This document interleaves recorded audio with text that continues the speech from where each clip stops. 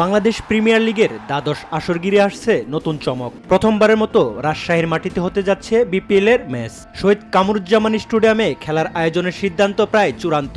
BCB সূত্র জানায়, যুব ক্রীড়া উপদেষ্টা নিজেই আগ্রহ দেখিয়েছেন এই উদ্যোগে। ফলে দীর্ঘদিন ধরে উপেক্ষিত রাজশাহীর ক্রিকেট ভক্তদের জন্য এটি হতে যাচ্ছে এক ঐতিহাসিক মুহূর্ত।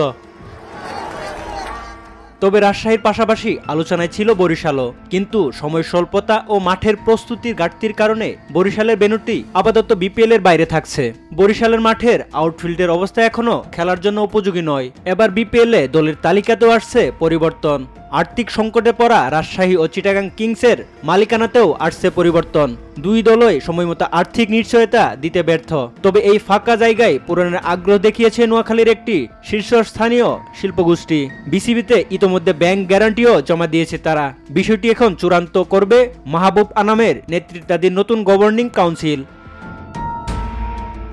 রাজশাহীর নতুন ফ্র্যাঞ্চাইজি আর মাঠে ফিরতে থাকা প্রাণ চাঞ্চল্য সব মিলিয়ে এবারের বিপিএল হতে পারে আগের যে কোনো আসরের চেয়ে আলাদা। ক্রিকেট প্রেমীরা অপেক্ষায় চমকে বড় একটি নতুন আসরের।